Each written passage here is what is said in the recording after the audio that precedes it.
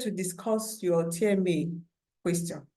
And the TMA question says, how relevant is Karl Marx's background to the development of Marxism? Excuse me. Now, these TMA questions, as I mentioned, understand at times, could be part of your exams questions. So looking at it holistically, we got to talk about it and look at it in depth to see how Karl Marx's background added to the development of Marxism. Yes, Karl Marx had this background. His tutor, that is Hegel. Hegel was Karl Marx's tutor in school, a German philosopher at that. Coming up, his ideologies also influenced Karl Marx's, ways of thinking. Now, looking at it, I want to look at how relevant it is. One, his upbringing and personal experience and social political environment at his time contributed to his revolutionary ideas.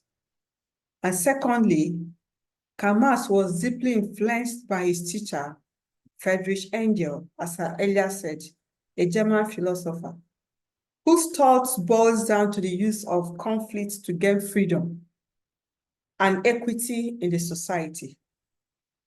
Then third, Marx worked as a journalist.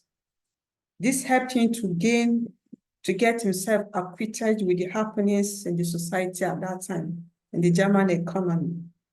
So at this point, he knows the real conditions of the workers and how they are being oppressed and what they are facing from their employers. So at this point, Marx had an in-depth knowledge of what society at that time looks like. Then now, Marx's deep engagement with classical economy, especially the works of Adam Smith and David Ricardo, these are powerful economists at that time, because he had a deep engagement with these classical economists. So he knows what capitalism stands to, the impact of capitalism in the societal phase. So as looking at it, he said no, because the capitalists, all their aims and objective boils down to profit making, regardless of what the cost or what the consequences are gonna look like. So to Marx, since he has a prior knowledge of what capitalism is, he's of the opinion that the working class, that equity, truth, and justice must prevail. The labor they put in must count, and they should be duly paid. Marx also collaborated with Friedrich Engels to work on the Communist Manifesto.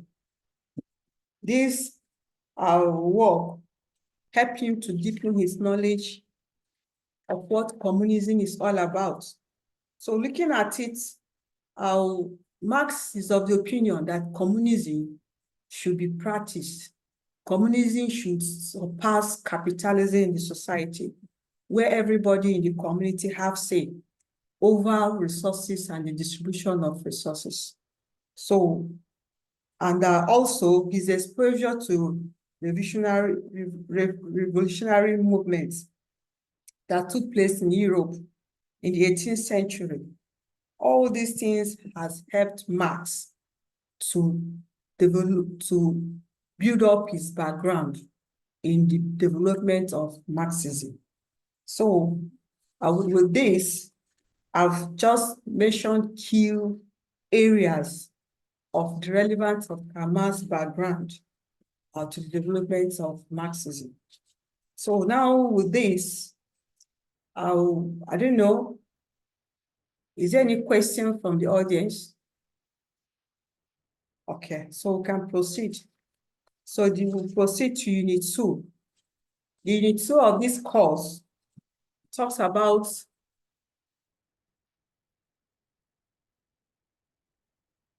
not responding. Okay. Unit 2, it talks about the Hegelian dialectics. Yes, I have few PowerPoint. I have few bullet points here of which we're gonna talk about. So one is who propounded the Hegelian dialectics. Yes, the key proponent of this ideology is a German philosopher called George Wilhelm Friedrich Hegel. Yes, he's of the opinion that human history are driven by processes, especially process of contradiction, that is conflict, and its resolute called the dialect. So we'll see how the ideology came about, looking at the resolute, the dialectic, and the contradictions, the conflicts. At this point, he propounded this Hegelian dialectics. So Hegel argued, now what is the center point of his argument? Yes, because all these ideologies and ideas, they have a center point, the central point, the focal point.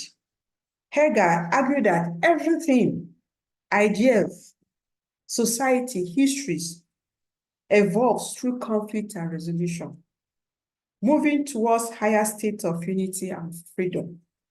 Yes, each society have its challenges, and every challenge deserves a particular approach on how these conflicts can be resolved. So to Hegel, our conflict and resolution, they work hand in hand. So to achieve a higher state of unity and freedom, there must be conflict and then the resolution will come forth. So in his philosophy, the realization of freedom, which includes all reality, truth, and self-consciousness, is very important, very, very consequential. Then the dialectic ideology consists of three stages. One is the thesis, second is the antithesis, and third is the synthesis. The thesis is when an idea is presented. Then the antithesis is when an idea is countered. Then the third one is the conflict between the thesis and the antithesis. This leads to a high understanding. Now, when a policy is enacted, some group of people will counter it. That is the antithesis. Then the synthesis is the conflict that comes between these two groups. At this point, there tend to be high understanding because of, at this point, resolution or resolute is very important. The conflict has to be resolved. So to Marx, he's of the opinion that economic reality determines consciousness and societal institutions. So to him too, class struggle produces conflict, as I've just said, the thesis and the antithesis. Then the feudalism in every society, in every society that develops, there is stages of development from the primitive from the slavery stage to the primitive, to the feudal stage, to the capitalist stage, then to the socialist state, and to the communism.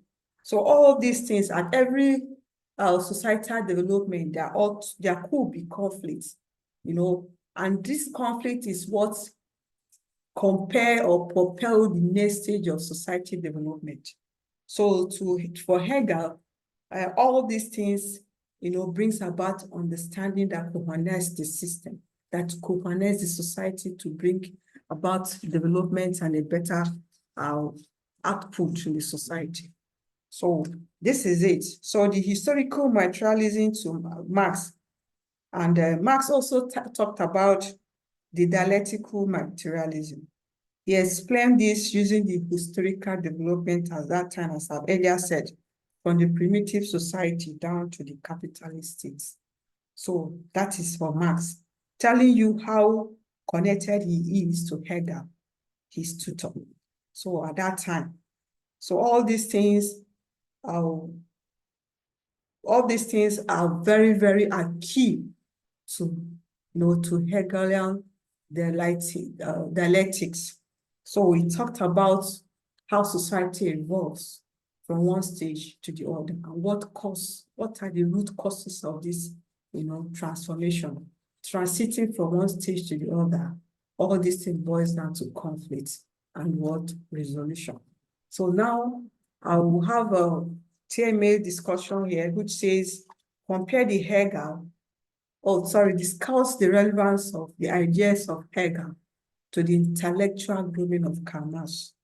Yes, it does, because looking at it on how to approach this TMA question, we look at when they said you should discuss the relevance of Hegel and Karl Marx, you expected to compare these two philosophers, compare their core beliefs, compare what they tend, or what their ideology tends to protect. Is it the society? Is it the capitalist? So all these things, you look at it and how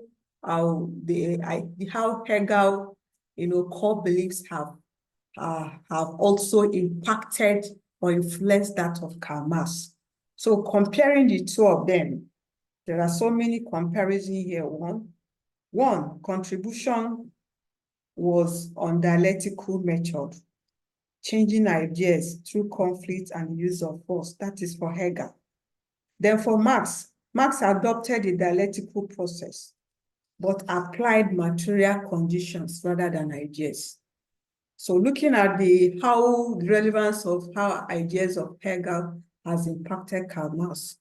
Secondly, Hegel saw dialectic as a progression of consciousness or absolute spirit.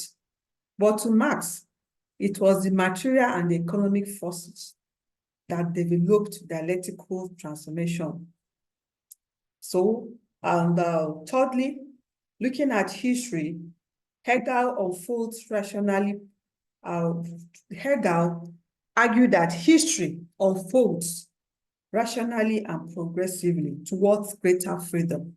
But to Marx viewed it as a history of class struggle between the have and the have-not, struggle between the rich and the poor, struggle between the bourgeois and the proletariat, struggle from the feudal stage to capitalism. It's all about struggle, class struggle. So looking at Hegel ideas, he also, his idea also is awakening, it's also an awakening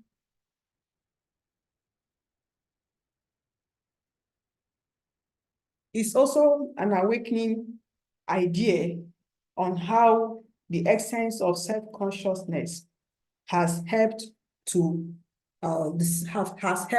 societies to evolve, thereby creating a value for a larger society. So, but to Marx, he argued that workers are reduced to mere instruments of production. At this point, their labor, their inputs are devalued.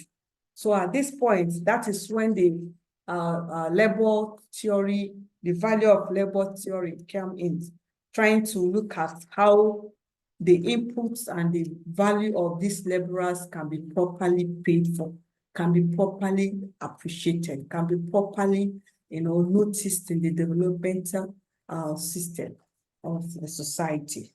So these things, to answer this TMA question, you students, you have to compare and contrast the Hegel and the Karl Marx ideologies and what they intend to stand for. Their key points in the development system of every society. So that takes us to Unit 3. Unit 3 talks about the English classical political economy. Now we'll look at it in this perspective. Who are the main proponents of this English classical political economy, sorry. So the main proponents of this theory are 1, Adam Smith, 2, David Ricardo, and 3, Thomas Roberts, Malthus, and 4, John Stuart Mill, and so on. But these four people are the key proponents of English classical political economy. Now, looking at it at this point of view, before the English classical political economy came to be, the 18th century, Karl Marx and his host of collaborators have written, one or two works as stated in Marxism. So looking at it, the social scientists, these four people, the main proponents of this political economic theory. They are view that development is as key to modern political system. So all these things, all the struggles boils down to development of the society, especially between the government, the rights, and relationship between the rulers and the ruled. So all these things boils down to how will these classes of people in the society, how will their interests, be harmonized to achieve a good developmental process. So now in Adam Smith, in his work in the Weight of the Nations, he pointed out comparative growth and development is considered as long as time, as long as the period of time stands. So looking at it, he also shared a perspective on these two, the value theory, as I've earlier said, the value of these working class people are underpaid, they're undervalued. So for him, he looked at the value theory of how these working class people, their value the work they put in, their input can equate the wages that are being paid, because to produce a bushel of corn, the hard work to produce 10 bushel of corn is not the same. So at this point, you cannot pay the laborer who produced 10 bushel of corn, just as you have paid somebody who produced just 1 bushel of corn. So looking at it, your amount of hard work should equate the salary, your wages, the resources, or the dividend we gain out of this hard work. Then the distribution theory. These economists, they also look at distribution theory. How are resources that are being generated from these production processes, how are they distributed to the society, to the ruled? Are they evenly distributed? Are they cheated? Are they marginalized? Are they sidelined? So looking at all these things, the distribution theory also help, in the distribution of the resources in such a way it will touch the common man outside there, so that everything will not be taken by the owners of this means of production, or the capitalists or the bourgeois, thereby leaving the poor ones with nothing, empty. So look at these are the works of these economists. They try to look down they try to dig deep down how all these factors affect the developmental process of a society. So now you're telling me our discussion says, how relevant are the arguments of English classical political economics to Marxism? Yes, the relevance can be looked at in this form. Look at how their focal points of what their central point is, and looking at it to compare the English classical economics to Marxism. What does Marx stand for? What are his arguments? What are his position in the society, in the societal affairs? So now to Adam Smith and Ricardo, their position, they posited that the value of commodity is determined by the amount of labor required to produce it. Then secondly, but to Marx accepted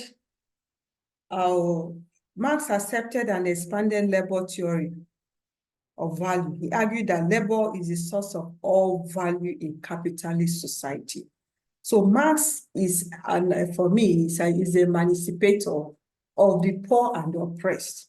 He talks on how the working class or the laborers can be well treated and how they can gain a favorable pay or reward in their society in which they work.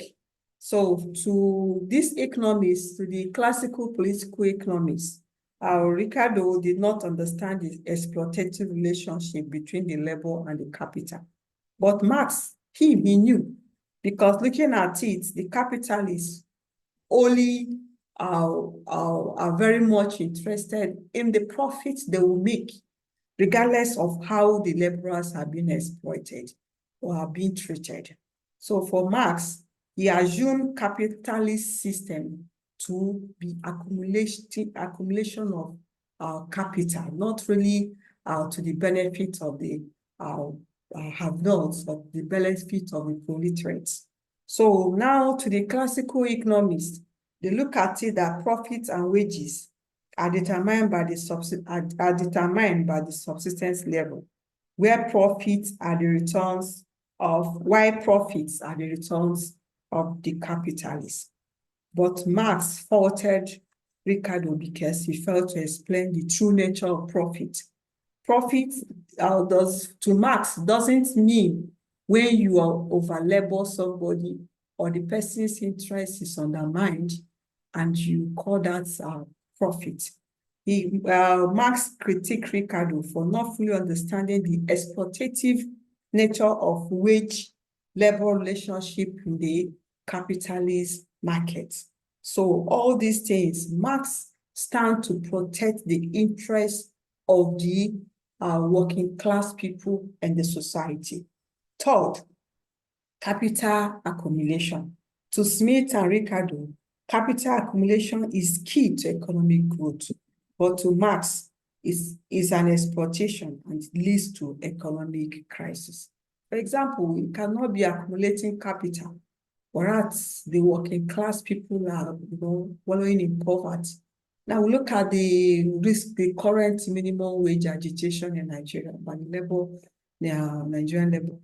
All these things boils down to Marxism, because the agitation for salary increments, people at the lower strata that occupy that agitating for this minimum wage are the poor. The poor ones are the lower strata. We look at the pyramid of employment in Nigeria. People are at the lowest strata. So looking at it, even their salary cannot take them home. So as such, for me, I think this is where Marxism is not coming, because Marx he saw it as exploitation. So he's fighting for the interests of the common man. So now that takes us to Unit 4. So Unit 4, it talks about French utopian socialism. Now, looking at it very well, the French utopian socialism, the key word here is socialism. And that is why I asked, utopian means everywhere is good, no problem, no trouble, the society is free, is good, equity, truth, freedom. Then the socialism comes in. That is why I asked in the slide here, what is socialism? Socialism simply means a historical epoch or era, as emphasized by Karl Marx, to replace capitalism. But Karl Marx, in his works, his belief, or he believes in communism, where means of production will be owned collectively by the community, and the resources will be evenly distributed among the people in the society. So socialism comes to Marx. You look at it that socialism, a time will come where socialism will replace capitalism. So the French utopian socialism, we look at the French Revolution of 17th century that occurred in 1789 to 1799. Yes, this revolution took place for 10 good years, fighting for what? For better society, fighting for classless society, fighting for society that will support the poor. Now we look at it and how the Industrial Revolution has done, and at that point, it has also impacted the society economically and socially. So the Industrial Revolution at this time that took place in France is also it was a going concern then. It helped to alleviate the oppression and the exploitation of the masses at that time, the working class people, and the inequalities that is found in France then. The Industrial Revolution, the French Industrial Revolution, then was a thing to talk about. It helped to curb all these ill factors, causing conflict, causing pains, in the society, making the have-nots, the poor masses, the poor ones at the lower strata, to suffer most. Now, looking at the French utopian socialism, we have a key thinkers. The key thinkers in this ideology are Henry de Saint-Simon, Charles Fourier, and Ethne Cabot. These three people that are the key thinker of French utopian socialism. So looking at it, the French utopian socialism seems to be impractical because I can imagine, I don't know any society of the world where there won't be inequality, there won't be even the slightest form of oppression, there won't be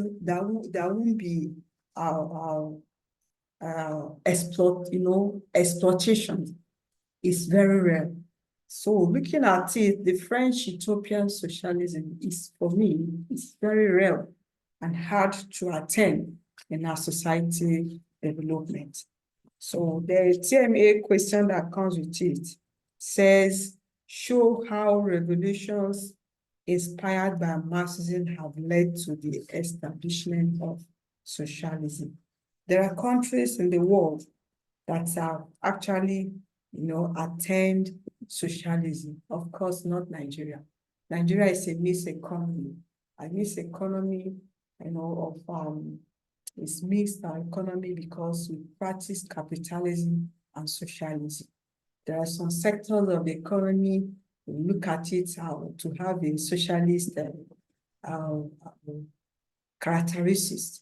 Then the capitalism is there, well, the means of production is being held by owned by the rich and the bourgeois, these are means of productions are in the hands of very few people, whereas the majority of the population are, at the lower class. So looking at it, of what inspired Marxists, Karl Marx, to call for the establishment of socialism. There are so many things. Revolution itself is a way of a sort of expressing one's intentions of not getting along with the society, or the society values and norms not going down well, not impacting the people. So revolutions inspired by Marxism often aim at overthrowing capitalist system and establishing socialist states. Now, the revolution we are talking here means transferring power from the ruling class, which are the bourgeois, could be people in government, Yeah, it could be capitalist, you know, industrial people, captain of industries, people in industry, to the working class, which are called the proletariats. These revolutions, have occurred in several countries of the world. It has occurred in Russia, China, Cuba, even Vietnam. Apart from these four countries, a lot of countries also have experienced one form of revolution or the other. I will talk about, to the Marxists, its ideology boils down to the abolishing of private properties. You know, in Nigeria, we privatize most of our public properties, you know, privatization.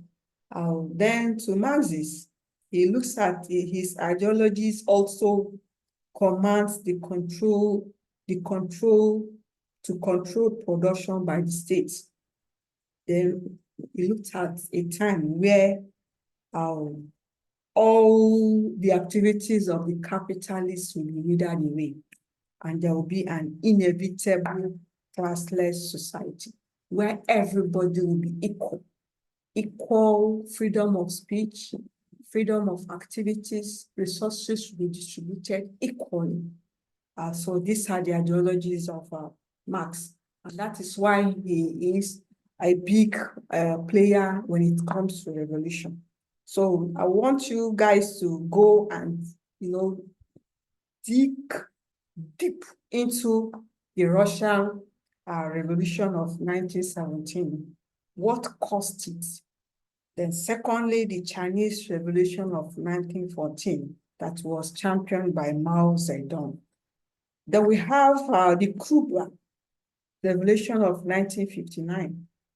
It happened as a result of corrupt rulers. And Fidel Castro came on board to say, no, enough is enough. Corruption has to, it has to go. And really, it was cleared off. So Fidel Castro came on board. He championed the revolution at that time. And at the end of the day, Cuba had a better economy. Then the fourth one is the Vietnam's Revolution of 1954 to 1975. This revolution, took place for almost 21 years. 21 years of struggle. But at the end of the day, I think Vietnam were able to make headway. You know? So they were trying to free themselves from Chinese people.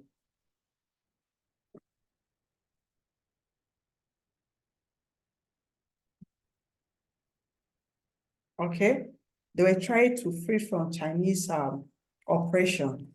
They were trying to free from France oppressions and exploitations. So, and against foreign domination by French people in their country. So to Marxism, he opted for the peasant workers. He mobilized the peasant workers. This revolution was championed by an activist called Hu Chi-minh. Yes, he adopted Marxism, to mobilize peasant workers against the colonial powers and the local elites, especially the French people that come to take over the governments of Vietnam. So all these things, all these four revolutions, please do well to go through them. These four revolutions, and see how it has impacted the growth and the development of these states and nations. And see if it can be applicable, if revolution will take place in Nigeria, when and how soon will it be? Because looking at the state of the nation, the governments, they are doing well, but not very well. So look at this revelation and see if Marx ideology can be applicable to us in Nigerian context here. So looking at it conclusively, Marx inspired socialism, because we want a better society. But the socialism itself has some challenges, which are economic inefficiencies, resistance from capitalist economy.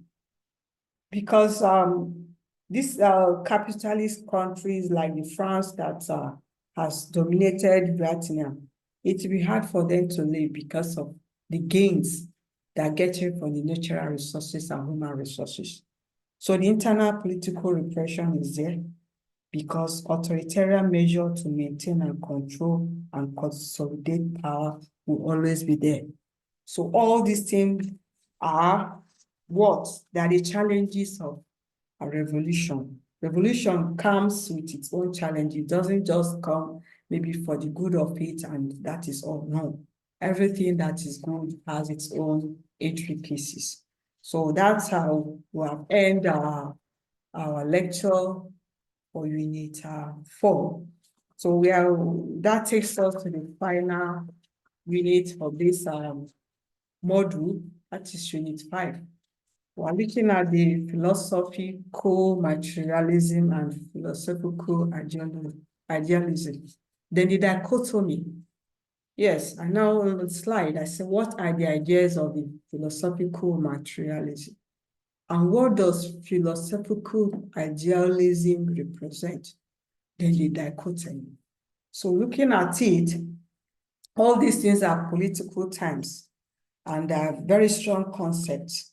So for the philosophical materialism, it simply implies to the reality of what you can see, what your mind, your state of mind is actually communicating to you.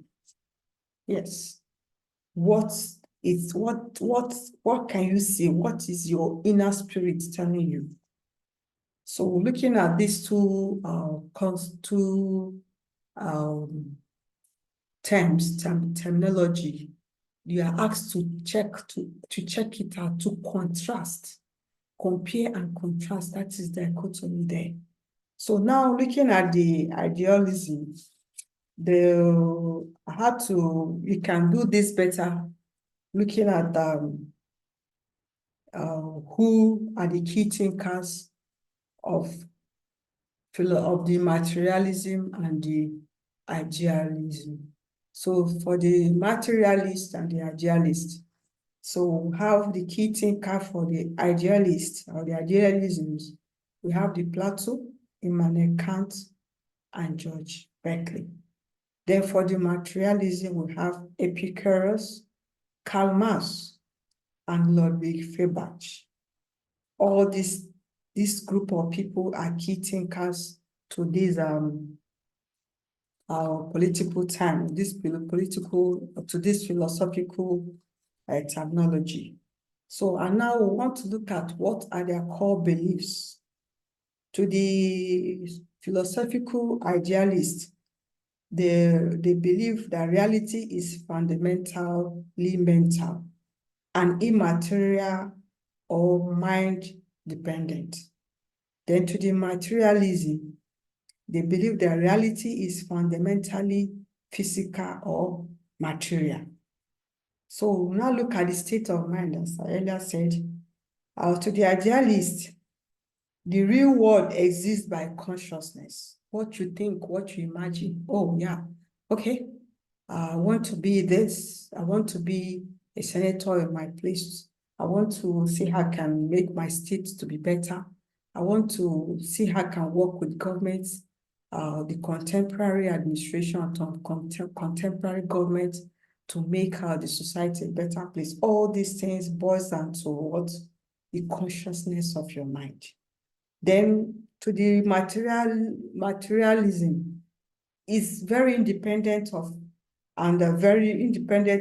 consciousness. They believe that things happen based on contradictions, that processes will come to change some certain things on their own. So now I will have another aspect of these two terms, which is the metaphysics.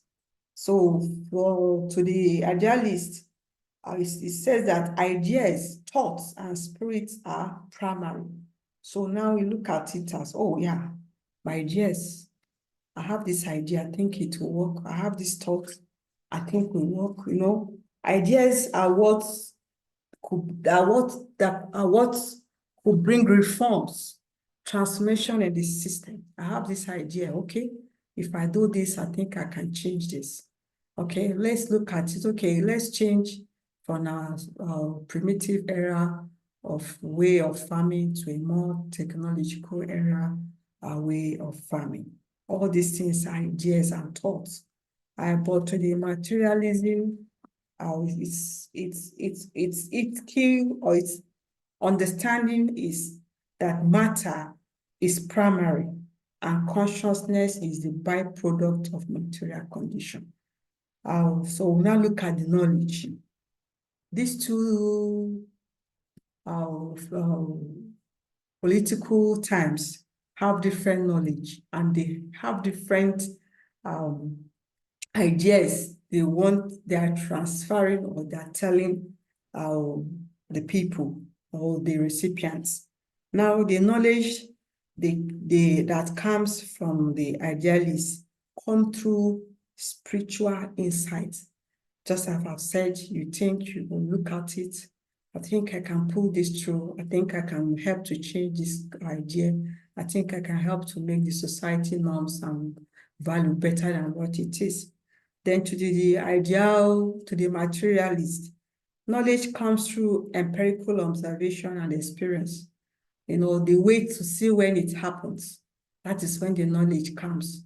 Or maybe, borrowing ideas from other countries of the world and maybe trying to see how it can be implemented in their own society.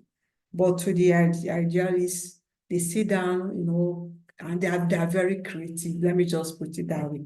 They don't wait to see when things happen and maybe taking the empirical observation before it can be adopted in their own society. So I'll look at also the application of these two terminologies to our society. Often it's emphasized on ideas and morality. That is for the idealist. So for the materialist, emphasis on material conditions shaping the society. Look at this thing, same thing. To the idealist, your spirit, your inner mind, helps you to sort of build structures, help to build political structures, help the society to develop better, compared to the materialist that they want to see how the material conditions can shape in the society. So these are two different thoughts. So and lastly, we look at relation to religion.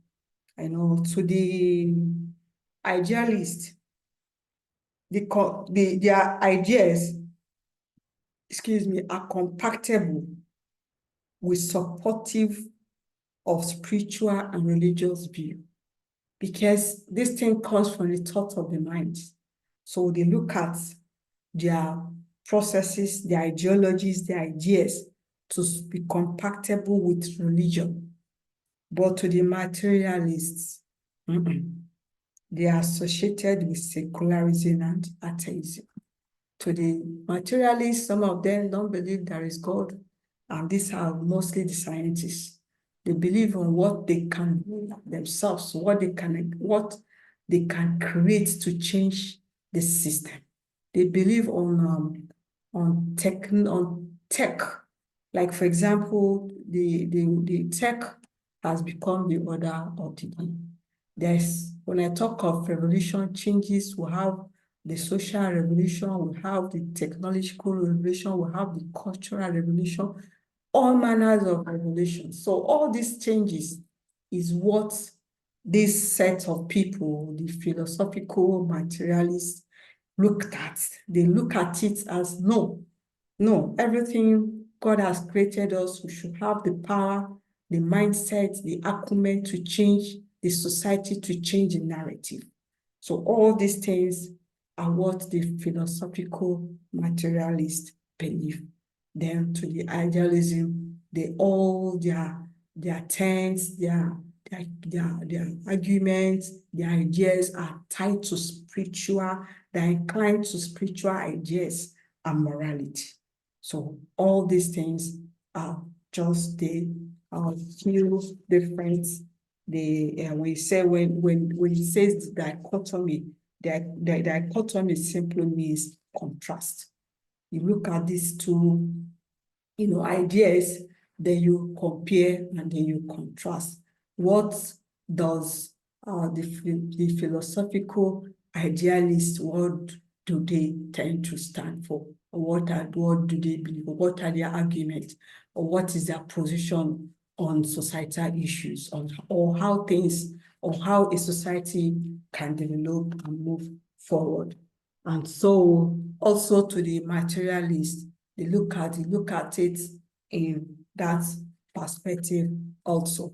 So I've touched the 5 units of this course that encompasses that made up the module 1. So hopefully in the second module, we'll look at other things that is in the course guide. But meanwhile, I will encourage us to study in depth. In the course material, we have textbooks, we have textbooks with references, you have websites you can always go to and do an in-depth research. Being a political science is one thing that is a good thing. So for you to be a good political scientist, you have to have an in-depth knowledge of all these societal processes, so that you can argue favorably. So next class, hopefully I will talk about other aspects of the course.